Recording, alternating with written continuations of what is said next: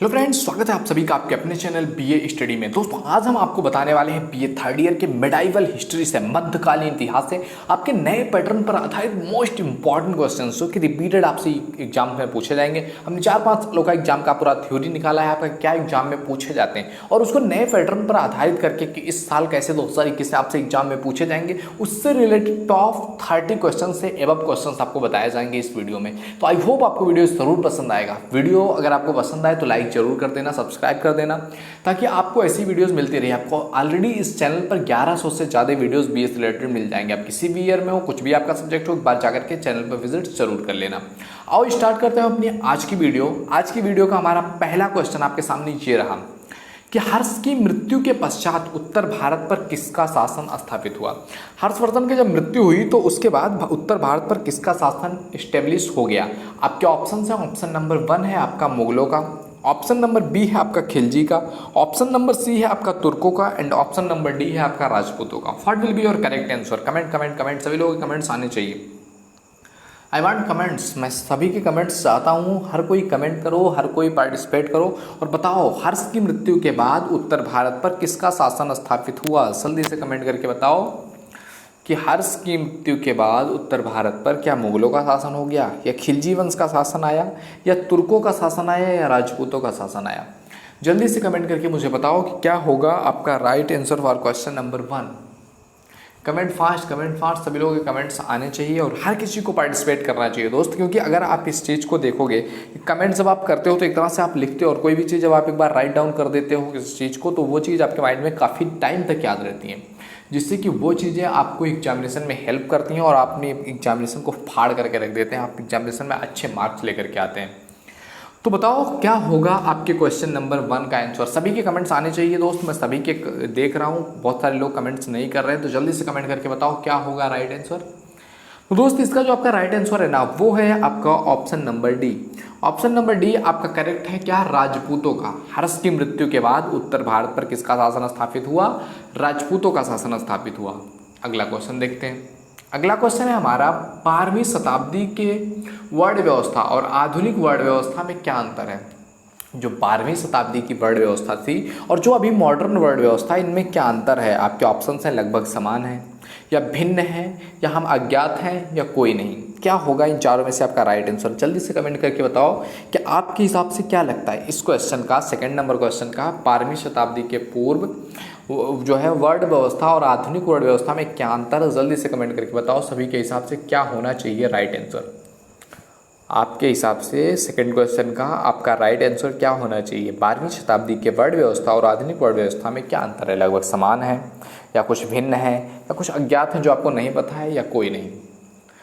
तो right answer होगा दोस्त इसका आपका ऑप्शन नंबर 1। लगभग समान है 12वीं शताब्दी का वर्ण व्यवस्था और इस टाइम का वर्ण व्यवस्था। आगे बढ़े दोस्त, आगे बढ़ते हैं। अगला क्वेश्चन है हमारा कि 12वीं शताब्दी तक राजपूतों की कुल कितनी जातियों का प्रादुर्भाव हो चुका था। 12वीं शताब्दी तक राजपूतों की कुल कितनी जातियां हो चुकी थी। आपके ऑप्शंस हैं 10, 12, 25 या 36।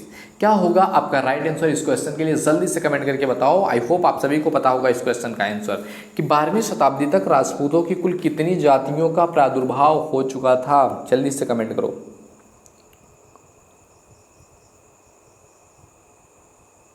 सभी के कमेंट्स आने चाहिए। I want comments from everybody. हर कोई कमेंट करे, हर कोई पार्टिसिपेट करे। बताओ थर्ड नंबर क्वेश्चन का क्या होगा आपका राइट आंसर। 12वीं शताब्दी तक राजपूतों का कुल कितनी जातियों में प्रादुर्भाव हो चुका था। कमेंट करो सभी लोग, फास्ट कमेंट करो। तो दोस्त इसका जो आपका राइट आंसर होगा ना वो होगा आपका ऑप्शन नंबर 4। 36 जातियों में प्रादुर्भाव हो चुका था राजपूतों का 12वीं शताब्दी तक। ओके, आगे बढ़े। समझ में आ रही चीज़ें? ओके, जो भी अगर आपके क्वेश्चंस होंगे आप कमेंट करके हमें ज़रूर बताइएगा। कोई भी चीज़ अगर आपको समझ में नहीं आ रहा है और आपको अगला कौन सा वीडियो चाहिए, किस टॉपिक पर वीडियो चाहिए, कौन से सब्जेक्ट का, तो उसके बारे में भी इन्फॉर्मेशन ज़रूर दे देना कि आपको क्या वीडियो चाहिए। अगला क्वेश्चन है हमारा 4th नंबर का क्वेश्चन। क्या कह रहा है 4th नंबर का क्वेश्चन कि 12वीं शताब्दी में निम्न में से कौन ब्राह्मणों की उपजाति नहीं है। 12वीं शताब्दी में ब्राह्मणों की कई सारी उपजातियां थी, तो उस टाइम पर इन चारों में से आपको कौन सा उपजाति लग रहा है जो ब्राह्मणों की नहीं थी। आपके ऑप्शन है खन्नी, बी ऑप्शन है कनौजिया, सी ऑप्शन है सरयू पारी एंड डी ऑप्शन है कन्याकुंज। क्या होगा राइट आंसर आपका? इनमें से ब्राह्मणों की कौन सी उपजाति नहीं लग रही है आपको? जल्दी से कमेंट करके बताओ। आई वांट कमेंट्स फ्रॉम एवरीबडी। मैं किसी से कमेंट चाहता हूँ कि हर कोई कमेंट करे। बताओ 12वीं शताब्दी में निम्न में से कौन ब्राह्मणों की उपजाति नहीं है? खन्नी, कन्नौजिया, सरयू पारी या कन्याकुंज? सभी लोग कमेंट्स करो, सभी लोग कमेंट्स करो। I am waiting for your comments. जल्दी से कमेंट करके बताओ क्या होगा राइट आंसर 12वें क्वेश्चन के लिए। 12वें क्वेश्चन का आपका राइट आंसर है दोस्तों आपका option number 1। Yes, option number 1 आपका करेक्ट है। खन्नी जो है ना, ये ब्राह्मणों की उपजाति नहीं है। बाकी जो कन्नौजिया, सरयू पारी या कन्याकुंज दिख रहा है, ये ब्राह्मणों की क्या है? उपजाति है। अब अगले क्वेश्चन की तरफ बढ़ते हैं। अगला क्वेश्चन है हमारा 5th नंबर का क्वेश्चन। क्या कह रहा है 5th नंबर का क्वेश्चन? देखो ध्यान से कि शूद्रों की समाज में क्या स्थिति थी। ये बात की जा रही है कि इस टाइम की 12वीं शताब्दी के। मध्यकालीन इतिहास आपका कहाँ से शुरू होता है? 12वीं शताब्दी से।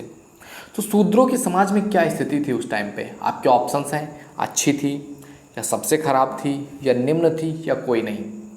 क्या होगा इन चारों में से आपका राइट आंसर? शूद्रों की समाज में क्या स्थिति थी? जल्दी से कमेंट करके बताओ कि शूद्रों की समाज में क्या स्थिति थी।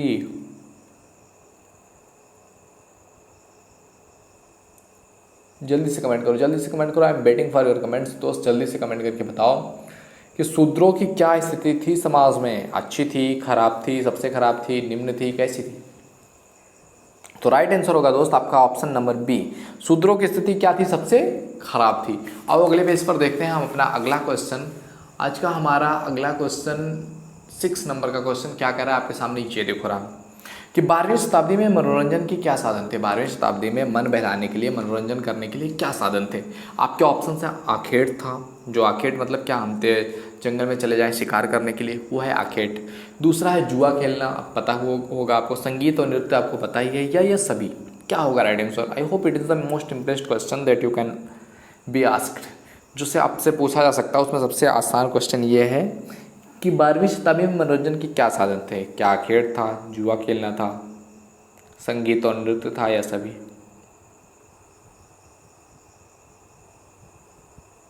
कमेंट करो भाई, सभी लोगों के कमेंट्स आने चाहिए। क्या है आपका राइट आंसर इस क्वेश्चन के लिए? 12वीं शताब्दी में मनोरंजन के क्या साधन थे? आखेट था, जुआ खेलना, संगीत, नृत्य या सभी? तो राइट आंसर होगा आपका option number D. Option number D आपका राइट आंसर हो गया। क्या? सभी। अगले क्वेश्चन पर बढ़ें। अगला क्वेश्चन है हमारा आपके सामने, ये देखो क्वेश्चन रहा 7th नंबर का। क्या कह रहा है कि किसानों को अपनी फसल का कितना भाग मालगुजारी देनी पड़ती थी? मालगुजारी मीन्स टैक्स।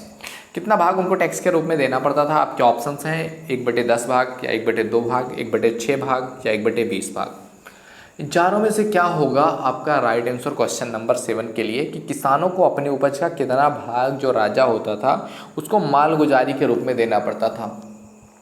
कमेंट करके सभी लोग बताएंगे 1/10 भाग, 1/2 भाग, 1/6 भाग या 1/20 भाग। इन चारों में से क्या होगा आपका right answer for this question, question number 7? जल्दी कमेंट करो, जल्दी कमेंट करो सभी लोग, क्या होगा right answer?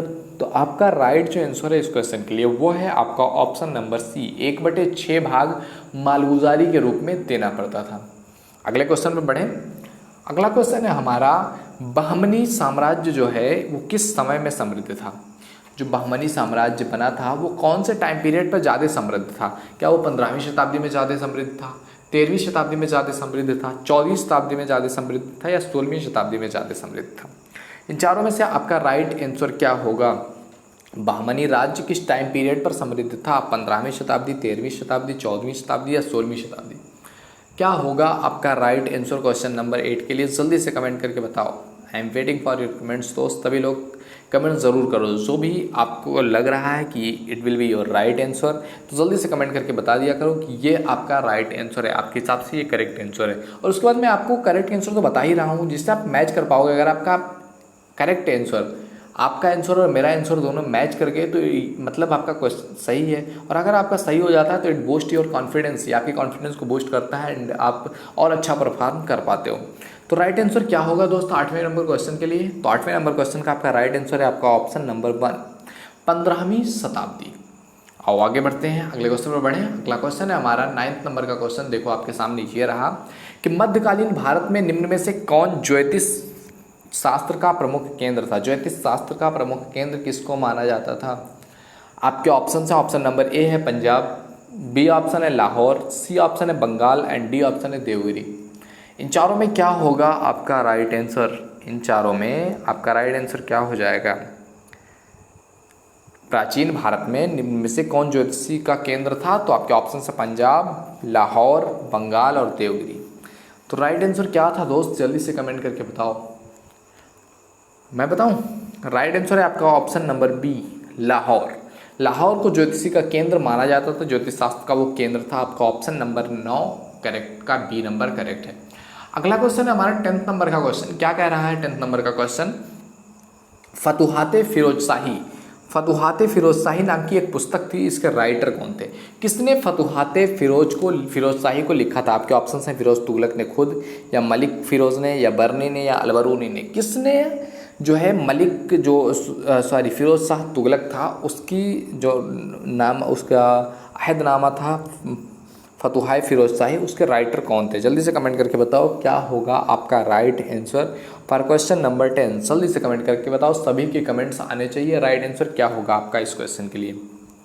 10th number question का आपका राइट आंसर क्या होगा? जल्दी से मुझे कमेंट करके बताओ सभी लोग। तो आपका राइट आंसर होगा दोस्त 10th नंबर क्वेश्चन का आपका ऑप्शन नंबर ए। ऑप्शन नंबर ए आपका करेक्ट है क्या? फिरोज शाह तुगलक। अब अगले क्वेश्चन की तरफ बढ़ते हैं। अगला क्वेश्चन आपका क्या है? ध्यान से देखिएगा। अगला क्वेश्चन आपका कह रहा है 11th नंबर का क्वेश्चन। क्या कह रहा है कि हिंदू धर्मशास्त्रों के अनुसार मोक्ष का मार्ग है। हिंदू जो धर्मशास्त्र हैं उनके अनुसार मोक्ष का मार्ग क्या है? आपके ऑप्शन है, ऑप्शन नंबर ए है आपका, ध्यान से देखो, आई होप सभी ऑप्शन आपको दिख रहे होंगे, ज्ञान मार्ग। बी ऑप्शन है आपका कर्म मार्ग, सी ऑप्शन है आपका भक्ति मार्ग, या डी ऑप्शन है आपका उपर्युक्त तीनों। क्या होगा राइट आंसर? कमेंट करके बताओ दोस्त क्या होगा आपका 11th नंबर क्वेश्चन का राइट आंसर। सभी के कमेंट्स आने चाहिए। I am waiting for comments from everybody. मैं हर किसी से कमेंट की उम्मीद कर रहा हूँ कि हर कोई जो भी इस समय देख रहा है वो कमेंट ज़रूर करेगा, क्योंकि आप एक अच्छे स्टूडेंट हो, आप एग्जाम में अच्छे मार्क्स लाना चाहते हो, आप इतनी एफर्ट्स के साथ इतना मेहनत के साथ पढ़ रहे हो, तो आप डेफिनेटली इसका आंसर देने वाले हो और पार्टिसिपेट करने वाले हो। तो हिंदू धर्मशास्त्रों के अनुसार मोक्ष का मार्ग क्या है? तो इसका जो आपका राइट आंसर है वो है आपका ऑप्शन नंबर डी, उपर्युक्त सभी। ज्ञान मार्ग भी है, कर्म मार्ग भी है, भक्ति भी है। तो आपका ऑप्शन नंबर डी करेक्ट है। अब अगले क्वेश्चन की तरफ बढ़ते हैं। अगला क्वेश्चन है हमारे सामने, ये रहा क्वेश्चन नंबर 12। क्वेश्चन नंबर 12 आपसे क्या कह रहा है? देखो ध्यान से कि बीजक की रचना किसने की थी। बीजक एक कविता है, उसकी रचना किसने किया था? आपके ऑप्शन है कबीर, बी ऑप्शन है सूरदास, सी ऑप्शन है बिहारी एंड डी ऑप्शन है नानक। तो इन चारों में से राइट आंसर क्या होगा? बीजक की रचना किसने किया हुआ था? कबीर ने किया हुआ था, सूरदास ने, बिहारी ने, या फिर नमक ने। इन चारों में आपका राइट आंसर क्या था? जल्दी से कमेंट करके बताओ। बीजक की रचना किसने किया हुआ था? इसके जो राइट आंसर है आपको क्या लग रहा है? क्या होगा आपका right answer for question number 12? Question number 12 के लिए आपका राइट आंसर क्या होगा? जल्दी से कमेंट करके बताओ।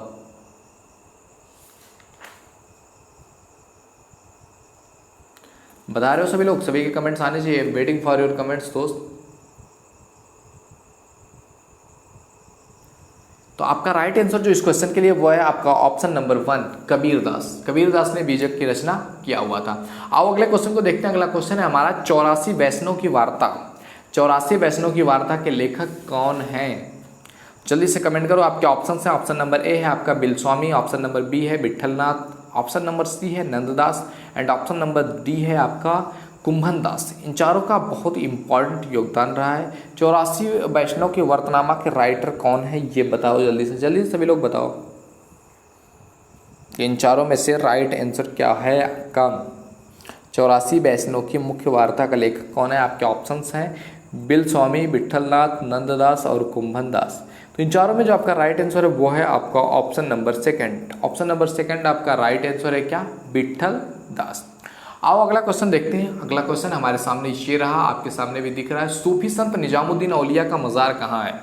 सूफी संत निजामुद्दीन औलिया जो हैं उनका मज़ार कहाँ पर स्थित है? आपके ऑप्शन हैं, ऑप्शन नंबर ए है Delhi, option number B Agra, option number C Ajmer and option number D आपका संभल। तो जल्दी से कमेंट करके बताओ इन चारों में आपका राइट आंसर क्या है? सूफी संत निजामुद्दीन औलिया का मज़ार कहाँ पर है? जल्दी से कमेंट करके बताओ। दिल्ली में है, आगरा में है, अजमेर में है या संभल में है? सभी के कमेंट्स आने चाहिए। आई होप सभी लोग इसका राइट आंसर करेंगे। तो आपका राइट आंसर क्या हो जाएगा इसका? आपका ऑप्शन नंबर ए, सूफी संत निजामुद्दीन औलिया का मज़ार कहाँ पर बना हुआ है? दिल्ली में, क्योंकि उनका इंतकाल दिल्ली में हुआ था, तो मज़ार भी कहाँ पर बना हुआ है? दिल्ली में ही। आओ अगला क्वेश्चन देखते हैं। अगला क्वेश्चन है हमारा 15 नंबर का कि किस वैष्णव संत का जन्म वाराणसी में हुआ था? कौन सा ऐसा वैष्णव संत था जिसका जन्म कहाँ पर हुआ था? वाराणसी में हुआ था। जल्दी से कमेंट करके बताओ, क्या वो तुलसीदास थे? बी ऑप्शन है वल्लभाचार्य थे, सी ऑप्शन है रामानंद थे, या डी ऑप्शन है आपका राघवदास। इन चारों में से आपका राइट आंसर क्या होगा? जल्दी से बताओ क्या होगा इस क्वेश्चन का आपका राइट आंसर। किस वैष्णव संत का जन्म वाराणसी में हुआ था? जल्दी से कमेंट करके मुझे बताओ किस वैष्णव संत का जन्म वाराणसी में हुआ था। तो आपका इसके लिए राइट आंसर हो जाएगा दोस्त आपका option number B. Option number B आपका करेक्ट है। क्या? वल्लभाचार्य। अगला क्वेश्चन है हमारा 16 नंबर का क्वेश्चन। क्या कह रहा है 16 नंबर का क्वेश्चन? निजामुद्दीन औलिया और नसीरुद्दीन चिराग थे। निजामुद्दीन औलिया और नसीरुद्दीन चिराग क्या थे? आपके ऑप्शन है, ऑप्शन नंबर ए है सोहर्तवर्दी संत, बी ऑप्शन है चिश्ती संत, सी ऑप्शन है सिलसिला, एंड डी ऑप्शन है आपका नक्सलबंदी। तो इन चारों में से आपका राइट आंसर क्या होगा? जल्दी से कमेंट करके बताओ मुझे। इन चारों में आपका राइट आंसर क्या होगा? निजामुद्दीन औलिया और नसीरुद्दीन चिराग थे, क्या थे? जल्दी जल्दी जल्दी सभी के कमेंट्स आने चाहिए। क्या थे? आपका इसमें जो आपका राइट आंसर है वो है आपका ऑप्शन नंबर 1 सोहर्तवर्दी संत। अगला क्वेश्चन है हमारा 17 नंबर का क्वेश्चन। क्या कह रहा है? देखो आपके सामने ये रहा कि इल्मे इलाही मोहम्मदी नामक रहस्यमयी सिद्धांत का प्रतिपादन किस सूफी संत ने किया था? इल्मे इलाही मोहम्मदी नामक रहस्यमयी सिद्धांत का प्रतिपादन किसने किया हुआ था? आपके ऑप्शंस हैं ख्वाजा मीर दर्द, बी ऑप्शन है आपका मुल्ला शाह बदख्शी, ऑप्शन नंबर सी है शेख मूसा, एंड ऑप्शन नंबर डी है शेख सरफुद्दीन। तो इन चारों में आपका राइट आंसर क्या है? जल्दी से कमेंट करके बताओ आप लोग। सभी लोगों के कमेंट्स आने चाहिए 17 नंबर क्वेश्चन के लिए कि इल्मे इलाही मोहम्मदी नामक रहस्यमयी सिद्धांत का प्रतिपादन कौन से सूफी संत ने किया हुआ था? जल्दी से कमेंट करके बताओ। सभी की कमेंट्स आने चाहिए। I am waiting for your comments. तो सभी के कमेंट्स देख रहा हूँ मैं, सभी के कमेंट्स पढ़ रहा हूँ, जो आपके क्वेश्चंस आ रहे हैं उनका जवाब भी दे रहा हूँ, उसी से रिलेटेड क्वेश्चंस भी आपसे करवा रहा हूँ। तो इल्मे इलाही मोहम्मदी नामक रहस्यमयी पुस्तक किसने लिखा हुआ था? जल्दी से कमेंट करके बताओ। एवरीबडी मस्ट कमेंट कि क्या होगा राइट आंसर इस क्वेश्चन के लिए। तो इस क्वेश्चन का दोस्त आपका राइट आंसर जो है ना वो है आपका option number A Khwaja Mir Dard ने इल्मे इलाही मोहम्मदी नामक रहस्यमयी सिद्धांत दिया हुआ था। आओ अगला क्वेश्चन देखते हैं 18 नंबर का क्वेश्चन। क्या कह रहा है? सिख परंपरा के अनुसार निम्नलिखित में से किस सूफी संत को हर मंदिर एक मंदिर का नाम है हर मंदिर, उसकी स्थापना का श्रेय दिया जाता है? सिख परंपरा के अनुसार कौन सा ऐसा सूफी संत है जिसको हर मंदिर की स्थापना का श्रेय दिया जाता है? आपके ऑप्शंस आपके सामने ये रहे। आपके ऑप्शंस हैं आपके सामने, ऑप्शन नंबर 1 है आपका, देख सकते हो, शेख अहमद सरहिंदी को। ऑप्शन नंबर 2 है आपका शेख मोहम्मद गौस को। ऑप्शन नंबर 3 है आपका मियाँ मीर को, एंड ऑप्शन नंबर 4 है आपका मुल्ला शाह बदख्शी को। तो इन चारों में से आपका राइट आंसर क्या है? सिख परंपरा के अनुसार किस सूफी संत को हर मंदिर की स्थापना का श्रेय दिया जाता है? क्या वो शेख अहमद सरहिंदी हैं, या फिर वो शेख मोहम्मद गौस हैं, या शेख मियाँ मीर हैं, या मुल्ला शाह बदख्शी हैं? किसको हर मंदिर के स्थापना का श्रेय सिख परंपरा के अनुसार दिया जाता है? तो आपका राइट आंसर होगा इस क्वेश्चन के लिए आपका ऑप्शन नंबर 3। ऑप्शन नंबर 3 आपका करेक्ट है। मियाँ मीर को जो है हर मंदिर की स्थापना का श्रेय दिया जाता है। आओ अगला क्वेश्चन देखते हैं। अगला क्वेश्चन है हमारा 19वें नंबर का क्वेश्चन। 19वें नंबर का क्वेश्चन क्या कह रहा है हमसे कि भागवत धर्म में कितने प्रकार की भक्ति का उल्लेख है?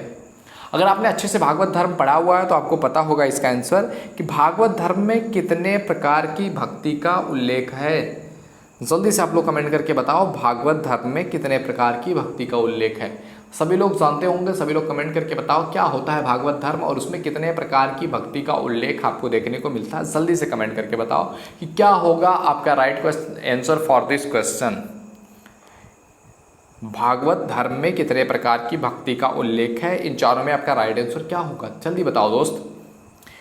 सभी लोग कमेंट्स आने चाहिए यार, मैं देख रहा हूँ आप सभी लोगों के कमेंट्स, जल्दी से कमेंट करो। तो आपका इस जो राइट आंसर है ना 19 नंबर क्वेश्चन के लिए वो है आपका ऑप्शन नंबर 1।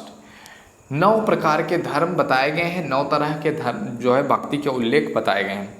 अगला क्वेश्चन देखते हैं 20 नंबर का क्वेश्चन। अगला 20 नंबर का क्वेश्चन क्या कह रहा है हमसे, देखो ध्यान से कि निम्नलिखित में से कौन द्वैत मत के समर्थक थे।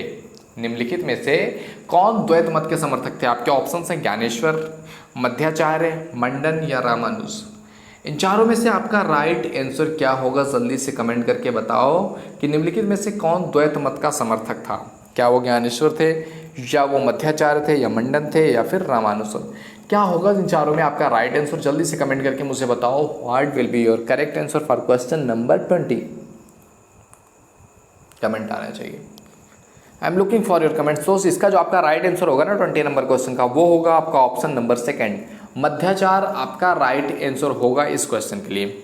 आओ अगला क्वेश्चन देखते हैं। अगला क्वेश्चन हमारे सामने 21 नंबर का क्वेश्चन क्या कह रहा है, पुष्टि मार्ग के दर्शन का प्रारंभ किसने किया। पुष्टि मार्ग के दर्शन का प्रारंभ किसने किया हुआ था। आपके ऑप्शन है, ऑप्शन नंबर ए है वल्लभाचार्य, बी है ऑप्शन 2 नंबर का ऑप्शन तुलसीदास, सी है ऑप्शन 3 नंबर का कबीर एंड डी ऑप्शन है आपका सूरदास। इन चारों में से क्या आपका राइट आंसर होगा, जल्दी से कमेंट करके बताओ। आपका पुष्टि मार्ग के दर्शन का प्रारंभ किसने किया हुआ था। क्या वो वल्लभाचार्य थे, या तुलसीदास थे, या कबीर थे, या सूरदास थे। इन चारों में से आपका राइट आंसर क्या होगा, जल्दी से कमेंट करके बताओ कि पुष्टि मार्ग के दर्शन की स्थापना किसने शुरू किया हुआ था। तो इन चारों में आपका जो राइट आंसर है वो है आपका ऑप्शन नंबर 1। ऑप्शन नंबर 1 आपका करेक्ट है, क्या, वल्लभाचार्य। ओके, अब अगला क्वेश्चन देखते हैं। अगला क्वेश्चन हमारा 22 नंबर का क्वेश्चन क्या कह रहा है। 22 नंबर का क्वेश्चन कि सूफी विचारधारा में तर्के दुनिया का क्या अर्थ है। सूफी विचारधारा जो है उसमें तर्के दुनिया का क्या अर्थ है, इस वर्ड का क्या अर्थ है, ये आपको बताना है। बहुत सारे जो है लोगों ने लिखा भी है, बहुत सारे जो कई सारे सिलसिलों में आते गए उन्होंने इस बारे में लिखा भी है। तो बताओ जो सूफी विचारधारा में तर्के दुनिया का क्या अर्थ है, जल्दी से कमेंट करके बताओ। आपके ऑप्शन हैं, ऑप्शन नंबर ए है आपका उद्बुद्ध विकास, बी है विश्व का त्याग, सी है सहिष्णु संसार एंड डी है इनमें से कोई नहीं। तो जल्दी से कमेंट करके बताओ इन चारों में क्या होगा आपका राइट आंसर। तो दोस्त इसका जो आपका राइट आंसर है ना इस क्वेश्चन के लिए, इस क्वेश्चन का आपका राइट आंसर है आपका ऑप्शन नंबर 1। ऑप्शन नंबर 1 आपका करेक्ट है, क्या, उद्बुद्ध विकास होगा।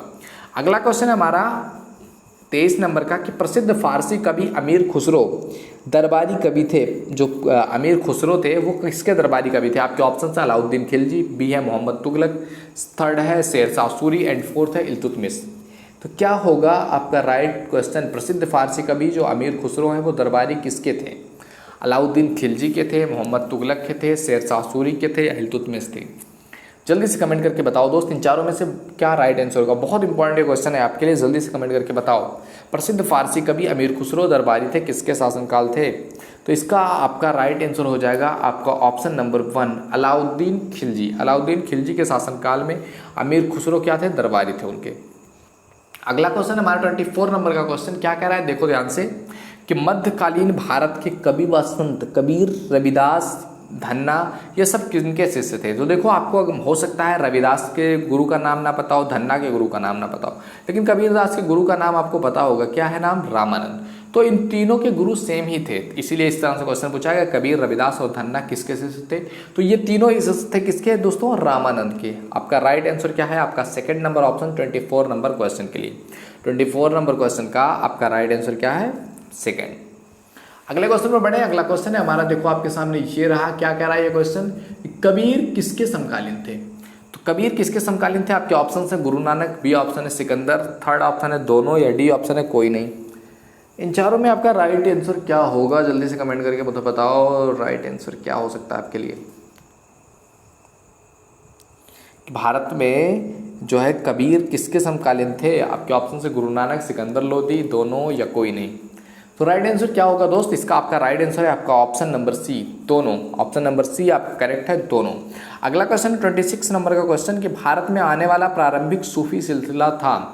पहली बार भारत में कोई सूफी सिलसिला आया हुआ था, कब आया हुआ था, किसके द्वारा आया हुआ था, किस वंश के द्वारा आया हुआ था। तो इसका जो आपका राइट आंसर हो जाएगा, जल्दी से पहले कमेंट कर दो सभी लोग कमेंट्स कर दो। तो बताओ दोस्तों आपका राइट आंसर क्या होगा, क्या वो चिश्ती होगा, या कादरी होगा, या नक्शबंदी होगा, या फिर सोहरवर्दी होगा। इन चारों में से कौन सा वो सिलसिला है जो भारत में सबसे पहली बार आया हुआ था, चिश्ती, कादरी, नक्शबंदी या सोहरवर्दी। सभी के कमेंट्स आने चाहिए। I am waiting for your comments दोस्त, और आपकी कमेंट्स मैं देख रहा हूँ। तो राइट आंसर क्या होगा जल्दी से कमेंट करके बताओ। तो इसका जो आपका राइट आंसर हो जाएगा वो होगा आपका ऑप्शन नंबर 1। ऑप्शन नंबर 1 आपका क्या कह रहा है? चिश्ती। भारत में आने वाला प्रारंभिक सूफी सिलसिला कौन सा है? चिश्ती। पहली बार चिश्ती सिलसिला ही भारत में आया हुआ था। अगला क्वेश्चन देखते हैं। अगला क्वेश्चन है हमारा 27 नंबर का क्वेश्चन। क्या कह रहा है आपके सामने देखो, प्रसिद्ध सूफी संत हामिदुद्दीन नागौरी किस सिलसिले से संबंधित थे? जो सूफी संत हामिदुद्दीन नागौरी थे या किससे संबंधित थे? क्या वो चिश्ती सिलसिले से संबंधित थे, सुहरावर्दी से संबंधित थे, नक्शबंदी से संबंधित थे, या कोई नहीं? इन चारों में क्या होगा आपका राइट आंसर?